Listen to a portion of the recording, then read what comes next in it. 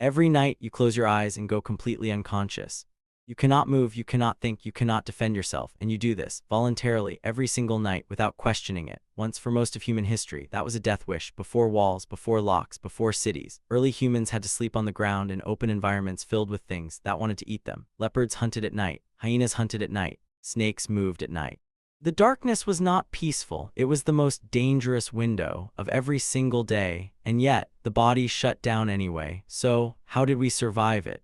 The first answer is that early humans got off the ground. Paleoanthropologists believe our ancestors transitioned from sleeping in trees to sleeping on the ground, somewhere between 1 and 2 million years ago. Before that, early hominins slept the way chimpanzees still do. Chimps build a fresh sleeping platform in the trees every single night. New branches, new leaves, a new nest in under 5 minutes, elevated, protected, with a physical barrier between themselves and anything moving below, coming down to the ground. Was one of the most dangerous bets our ancestors ever made, but it came with something that changed everything: fire. A 2015 study of the Hadza people of Tanzania, one of the last remaining hunter-gatherer societies on Earth, found something that nobody had formally documented before. The Hadza sleep in shifts, not deliberately, not as a strategy anyone decided on. It simply emerges naturally from the group. At any given point during the night, roughly a third of the group is either awake, in very light sleep, or transitioning. The overlap means the group is almost never fully unconscious.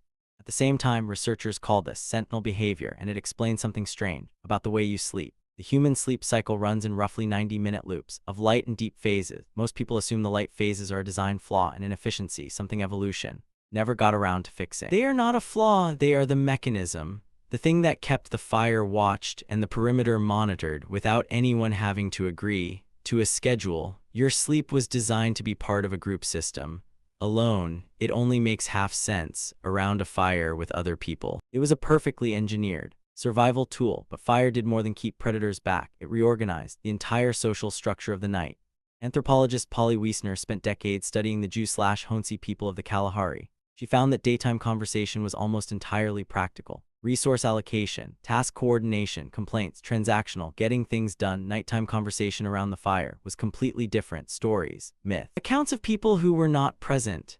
The social and spiritual life of the group happened almost exclusively after dark, around the fire, in the hours before sleep. Wiessner argued that firelight extended the social day. It created a protected window of time outside the demands of survival. And what humans filled that window with, consistently and across cultures, was narrative, story, the construction of shared reality through language. Some researchers believe the campfire at night was one of the primary environments where human language became complex. The pressure to hold attention in darkness, to communicate things that could not be pointed at, may have driven the elaboration of language in ways that daylight hour simply never demanded. Sleep itself also changed. When fire arrived, primatologist David Samson compared human sleep to other great apes and found something unexpected. Humans sleep significantly less than any other primate. Chimpanzees sleep around 10 hours. Humans average closer to 7. But human sleep contains dramatically more REM sleep than any other primate, relative to total sleep time. Samson proposed that ground sleeping next to fire allowed early humans to compress their sleep. Less time unconscious, more efficiency per hour. The safety of fire and group sentinel behavior meant the body could afford fewer total hours, while still getting the cognitive maintenance it needed. The result was more waking hours, more time around the fire, more story, more language, more of exactly what made us human. And here is the part that should unsettle you slightly: those systems never switched off. The reason you sleep worse alone than with another person is not purely psychological comfort. It is sentinel behavior with nowhere to go. The reason you wake at small sounds in the night and fall back asleep without fully surfacing is the light sleep phase doing exactly what it was built to do. The reason children are terrified of the dark is not irrational for the vast majority of human existence. The dark was where the things that killed you lived. That fear is older than language. Even the position you sleep in carries the history. The fetal position, the most common sleep posture across cultures, minimizes exposed surface area and protects vital organs. It is the same position prey animals adopt. Under threat, your body knows things your conscious mind has completely forgotten. Modernity solved the night. Walls and locks and artificial light eliminated anything that might actually want to eat you. The night is safer now than it has ever been.